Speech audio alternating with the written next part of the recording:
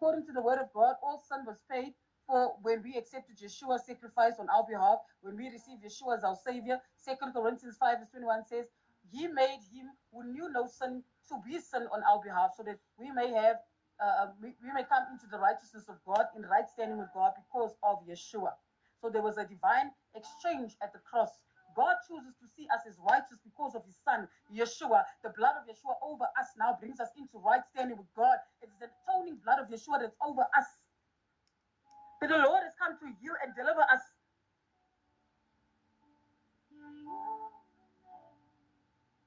God is able to heal you.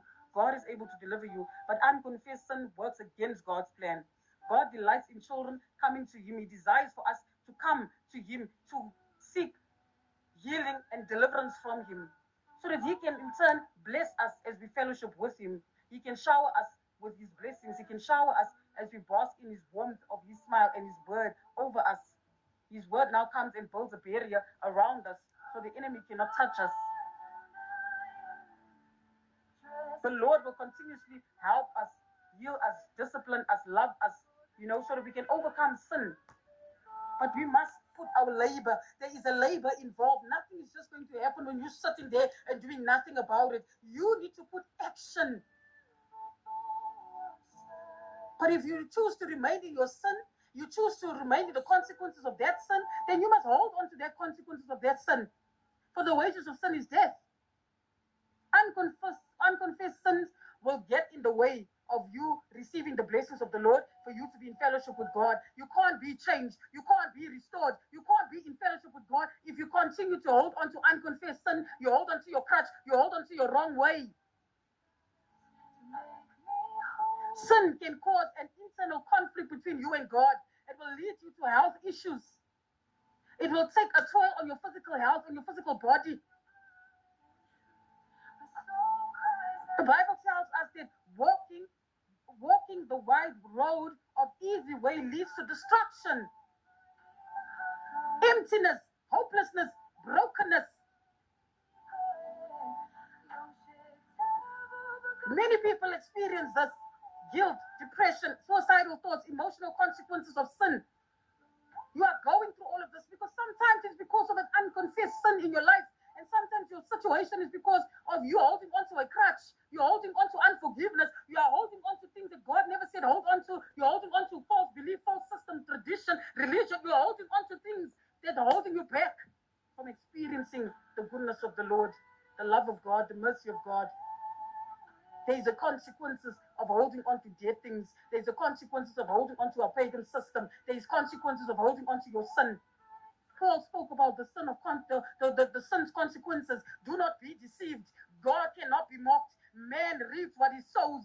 Paul then describes the end of those who indulges in sinful behavior. The one who sows to please his sinful nature from the nature will then reap in destruction.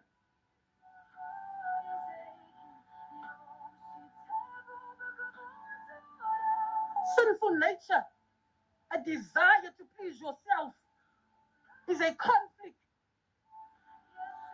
You must desire to please the Lord. The unredeemed, characterized by debauchery and sin, sows the seed for their own destruction. You keep being in darkness, darkness will be ruling over you. There is a consequences of your wrong behavior. There's a consequences of you continuing in your wrong ways. There is a consequence for your sin. But God is a God of a second chance. God is a God that's able to heal you, to deliver you, to bring you back into the heart of worship, bring you back into the Garden of Eden. God is able to do it for you.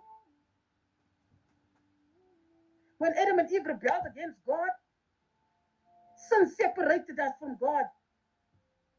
But if you acknowledge your sin, if you confess your sin and your transgression against God, your iniquity, your transgression, God is able to heal and deliver you.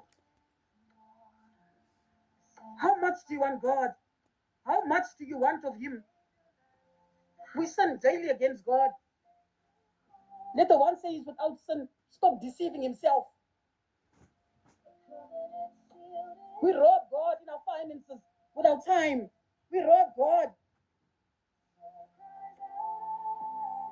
We put our children in the fire. We don't teach our children the ways of the Lord. We don't teach our children to pray, to read the word. We don't teach the children, the people, the nation, the community. We're not teaching them the word of God, the ways of God.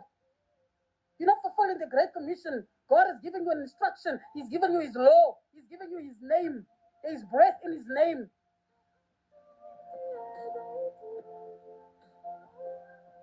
Be entered in with the Lord. Be at the right place at the right hour. Be entered in with the Lord.